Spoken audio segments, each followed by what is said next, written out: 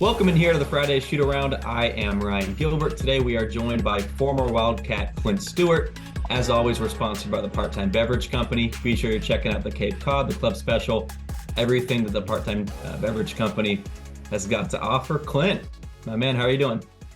I'm doing really well, really well. Glad to be here, and thanks for inviting me on the show. Before we dive into things here with KState, we'll touch on kind of the season as a whole and also just a look ahead to March Madness and the Big 12 tournament as well. But just update everybody that might be listening that hasn't kept up with you for the last 10, 15 years, 20 years. I don't know how long it's been since you graduated, but you're obviously giving back in different ways with what basketball has given you, right? Yeah, I have. So it's been 15 years. You just reminded me of that now. But it's been a good 15 years. Currently working for Phillips 66 Energy Company in Bartlesville, Oklahoma, and then also coaching basketball. So head basketball coach for Bartlesville High School team. There's a guy that K-State and Coach Tang are recruiting that I have the honor of coaching and been coaching for the last 3 years. David Castillo. He'll be turning a senior next year. And so a lot of people are familiar with that name, and obviously kind of link him with me since they know I'm coaching him. So it's been good. Our season's over though, and so I have some time back for a few weeks before we start gearing up and preparing for next year. You've obviously been to Manhattan again with Castillo to visit just for him. You've gone with him, right? What have your interactions just been with K-State and Jerome Tang and his staff from top to bottom? How's it been with them, and your thoughts from afar watching them this season? Man, I tell you, it's been amazing what he's been able to do. Obviously this year, and I had the opportunity to meet Coach Tang. Actually, he flew in with his whole coaching staff into Bartlesville, Oklahoma. I think it was the day or maybe the day after the open recruiting season was here, and it was like 10 o'clock at night, and they flew in. We stood in our high school Bartlesville gym for about an hour and a half. Obviously myself, David and his family and the whole coaching staff. That was my first time meeting them. And from the very first interactions, I knew it was special, man. He's special, and you can feel the energy when he walks into the building. The boys, the kids, they believe in what he's preaching and what he's giving them. And you see where it's taking them, man. It's been amazing to watch from afar. And obviously I got back to one of the home games this year against Texas Tech. But just amazing individual. His whole staff is really good, high energy, and he's fun to watch. He's involved with the students. He's really embraced Manhattan and embraced the culture, embraced the school, and that's just been awesome to see. And so, but I still have conversations with him. I texted him actually just yesterday, congratulating him on Coach of the Year.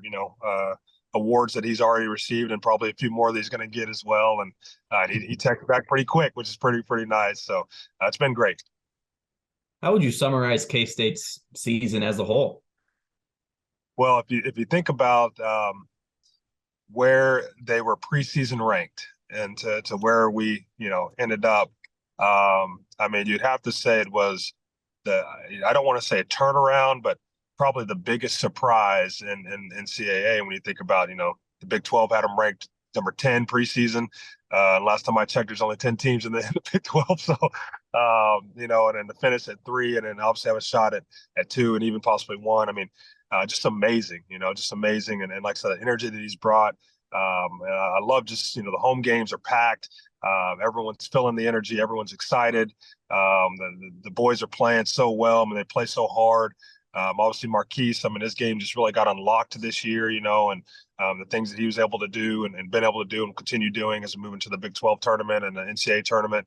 It's been a tremendous year, I think, overall for Kansas State, and one that not many people, obviously with Coach Tang, everyone was excited about him, but no one knew exactly what he would bring because he's been at Baylor for 20 years, hadn't been a head coach, and just what he's been able to do in year one. It just shows that the future is very bright, which is really encouraging and really cool to see. You went through multiple coaching changes at Kansas State, right? How important are the players like Marquise Noel and Ish Massoud to stay in Manhattan and kind of be the glue and sort of that bridge from one coach to another? And they obviously played a big part in sort of quote unquote recruiting some of these guys to this team. Yeah, well, they're the holdovers, right? And they're the faces that everyone knew coming into this year, and everyone else is like, well, we don't know who they are. We'll have to see how they perform on the court and get to know them as time goes on.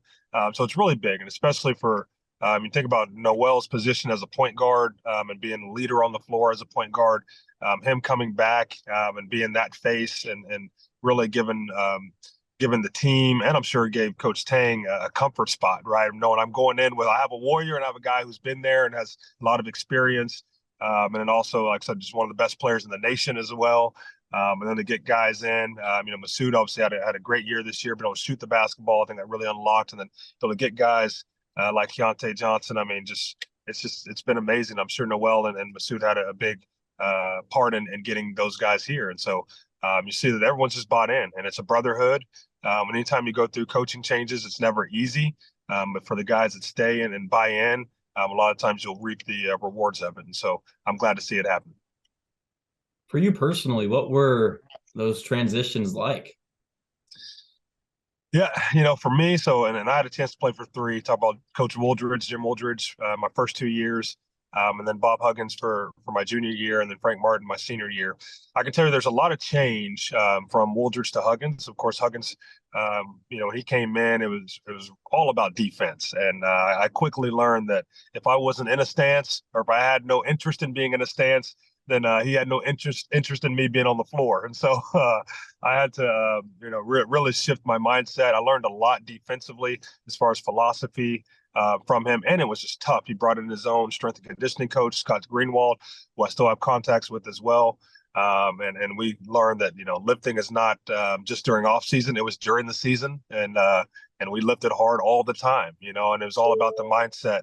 And really try to change that mindset for us. And I think that the shift to Martin wasn't as big, because Martin was kind of tutelage underneath Huggins. Sure. And so it wasn't as big. But one thing I loved about Frank is Frank loved, and he still loves the guys, man. And he's hard on the floor. He's hard in practice. But at the end of the day, he has your back. And at the end of the day, you're going to run through a wall for him. And that's what I loved about him, and just a great guy as well.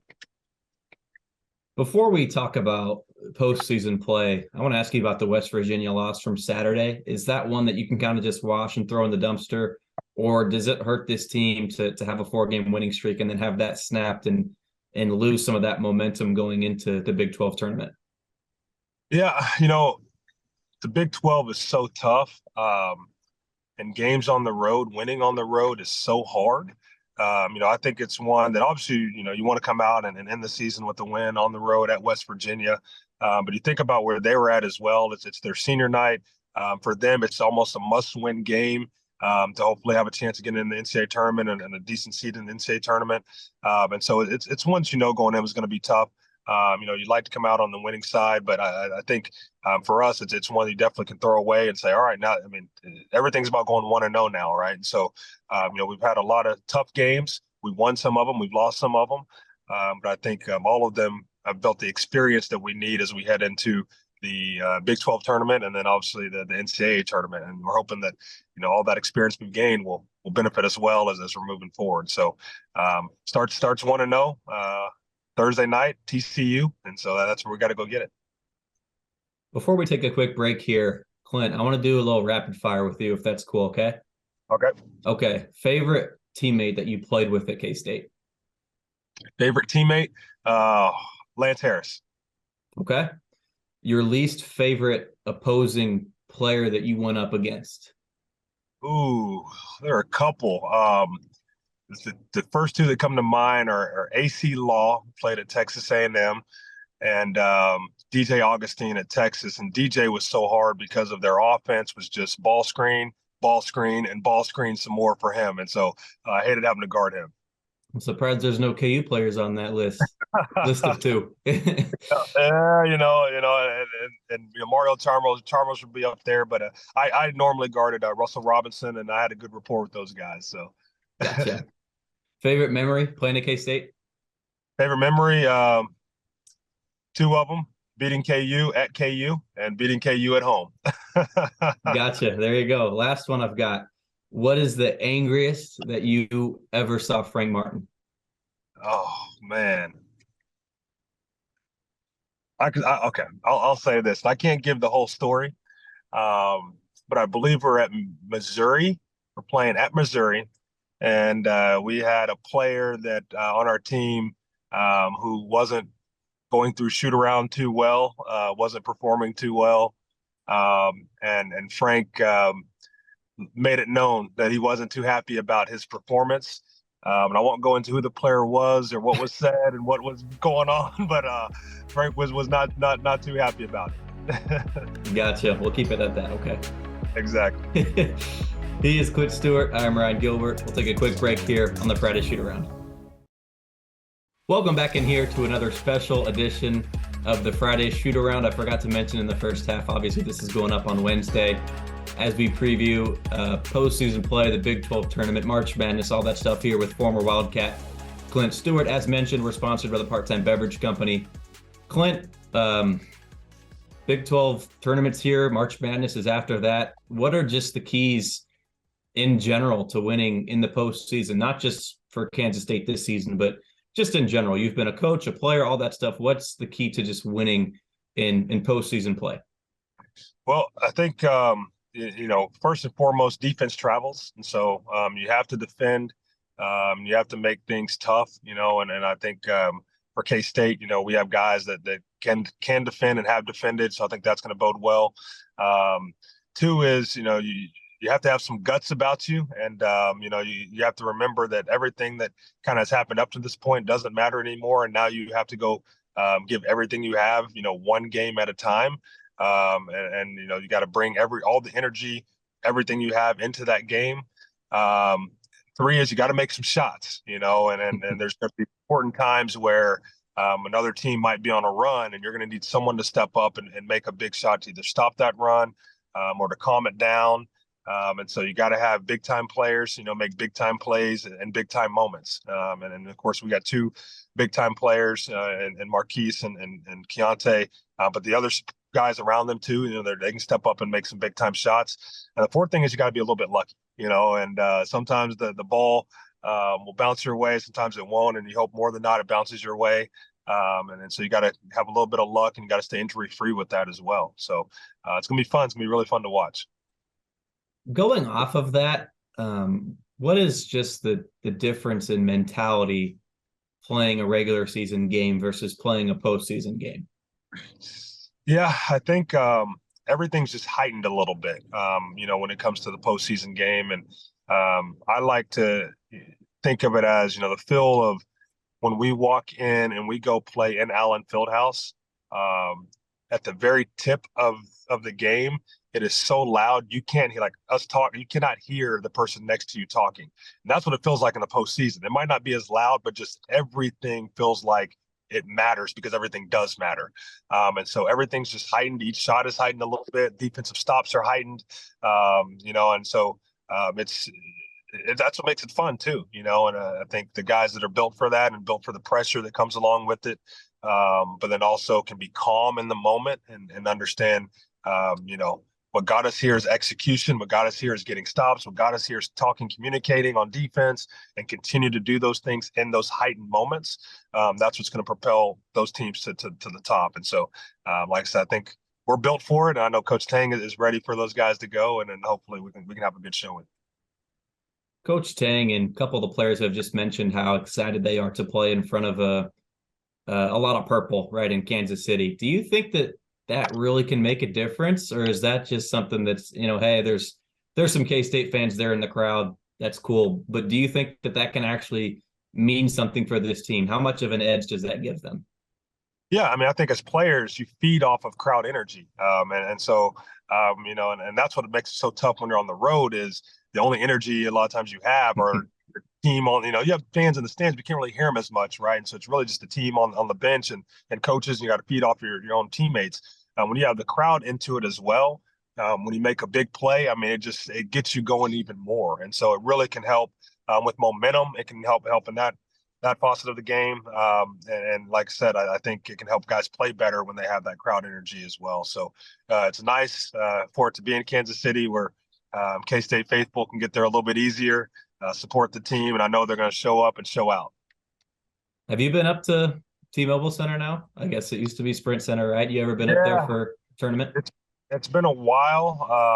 I haven't been in more than several years to the tournament, but I have been. Yes, yep. Yeah, it's a lot of fun, isn't it? It is. It is. Yeah. It is. Um, just as a coach, is there anything that you have learned? I mean, in general, but also with postseason play, that there's anything that you've learned that maybe you didn't know or you wish you would have known or had a mentality of when you were a player? Um, I think one of the things that I wish I would have known when I was playing is kind of what I just mentioned is like, don't take anything for granted. Every single thing matters, and if you're going through it, the coaches tell you that, and you think you know, but you really don't know until it's over. And then once it's over, then you realize like, oh man, that's what they meant everything. But like, I could have done this. Man, I could have maybe gave this extra effort in this instance. And so as coaches, you try to let the guys know and as best as you can and as much as you can, just about how each possession is so important, how being locked in is so important, how understanding the game plan is so important for every single possession that's out there, and then trying to execute, as best as you can is so important. And then you hope the kids can grasp that and take that and apply it on the floor. But I still think there's a little bit there that it's hard to understand it until it's over, and then you realize like, man, yeah, there was that one possession I could have gave a little bit more effort or done something differently. So Don't really know what you got till it's gone, do you? exactly, All right. exactly. Let's switch over to the NCAA tournament. I don't want to ask you about a specific team, but is there a specific type of team that maybe K-State doesn't want to get matched up against that can expose the team's weaknesses? Yeah, I think a lot of the just Big 12 in general. I think what's made it so tough this year is we have some really good guards in our conference, and the good thing about that for us is I think we can guard guards. I mean, we've shown that. I think probably a team that has that plays physical with bigs. Yeah. I think cause some issues for us. I think obviously guard to guard. We talk about Marquise and Keontae. I mean, they can match him. Keontae's a forward, but he can match up, with those guys just as well. And so I don't think we want to see a team. I'm trying to think of maybe Purdue or someone who has a big that can really score the ball and is really physical inside. I think that could cause us some problems down the road. But then again, when we think about the guards, we are going to have to guard them. We can't let them get hot and let someone go off for 30 because they hit 7 or 8 threes on us, and but I think our guards can match up really well with other guards. Who's the true X factor of this team? Would you say it's Desi Sills or Naquan Tomlin? I would say Desi's energy, and Tomlin brings great energy as well, and obviously his Sure. height and things are great. But I think what we saw against West Virginia is we missed Desi. I mean, we needed his energy. We needed he plays so hard on both ends of the floor, and also being left-handed, I think that always gives him an advantage. But the energy that he brings and the ability to shoot the basketball from the outside, score the basketball, ability to guard defensively. I think when he plays well, it really gives us kind of a three-headed monster that we can go into games with. And so hopefully, like I said, we'll get him back and then he's ready to go and, finishes off the season really well. In terms of just doing things right and avoid, getting upset, you think it's just as simple as rebound the basketball and don't turn it over for K-State to have a chance to make a run? Yeah, I think, rebounding is going to be key. Turnovers and of course, Marquise taking care of the basketball and doing what he does, be able to score it, but also get assists and not turning the basketball over, I think is going to be really important. I also think for us is talk about the kind of mention it though, but the physicality, and we're just going to have to match, the physicality of the game and adjust to how games are being called. And we can't allow the officials to get us upset and take us away from what we're trying to do. We have to adjust to it. And I think if we can adjust to how the games are called, because once you get into the NCAA tournament, These are no longer the same officials. You might not have the same officials that you're used to seeing. And so they might call the game a little bit differently. It might be an SEC official. It might, be a Pac-12 official. And so you just got to adjust how it's being called and then take advantage of how it's being called as well. If they're going to let us play more physical, then we have to play more physical. If they're not going to let us play more physical, then, we have to back off a little bit and do it a different way. And so being able to adjust on the fly, I think is going to be really important for us. And then obviously I know Coach Tang and his whole staff, they'll have, halftime adjustments and things that whatever the other team's trying to do, that'll put us in the best position to compete and best position to win. Are you concerned at all about this team getting upset in the first round or even the second round of March Madness? And how do you avoid just not looking ahead at the Final Four, the Elite Eight, whatever's next on the docket? How do you stay focused on the task at hand? Yeah, I mean, well, any team, like I said, it's called March Madness for a reason. And we see it every year where teams go in and unfortunately, get knocked off early. And so, I mean, you can't take any team for granted. It doesn't matter who it is. You can't say, because we played in the Big 12, we're going to win the first round no matter what. I mean, you got to go out and do it. And you got to have the right mindset of going 1-0. And you can't look ahead, because I think when you start looking ahead, that's when you can become vulnerable to losing to a team that maybe, on paper you should have beaten. And so it's all about all the energy that you have for that one game, being locked into the game plan for that one game, and then going out and executing for that one game. And then once you take care of business, you can celebrate that night. And then it's all right. Now, what's the next team that we have to play? And let's start locking into what we have to do to go be successful. What do you remember most just from your experiences playing in the NCAA tournament? You guys picked up a win. You guys were an upset, right, over a 6-seeded USC team, right? And then get bounced the next round. What do you just remember most from that week? So I think the number one thing I remember most is if we would have beat Wisconsin and then the second round, then I would have had a chance to play Davidson and Steph Curry. And so I never got that chance. Mm-hmm. I can say right now, I would have locked him up. He wouldn't have scored a point. I could but no, it was so fun. So the first round game we played against USC and had a chance to play against OJ Mayo, who was a top guard obviously in the nation at that point in time. And I actually got matched up with him to guard him throughout a lot of the game. And obviously with us, being the 11th seed and I guess the underdog, but we always knew we had the best player on the floor, which is Michael Beasley. Him and Bill Walker really played well that game. Jacob Pullen played well, and so it was a lot of fun getting that win, but even just making the NCAA tournament. For me, is the only year we made it, my senior year, and just having that opportunity to play in it. I wish the guys that I played with before that year had the same opportunity. I feel very fortunate and blessed that I did get that opportunity. Like I said, wish we could have went on farther than we did, but it was a great experience. Clint, we'll wrap it up with this. What is the ceiling for Kansas State in March Madness? National championship. That's easy. That's easy. I think we have all the tools. I mean, I think we've proven that we can go beat any team that we play against. But now it's just all about performing on the big stage at the right time in the moment. Big time players, as I mentioned, they step up and make big time plays in big time moments, and we're gonna need our big time guys to do that. And so I'm hoping they can stay healthy and have a really good postseason play. Coach Tang always says that big time players make big time plays in big time moments, and you've mentioned that here a couple times. Are you guys like twins or something? I didn't even know he said that. He says it all the time. Oh yeah, yep.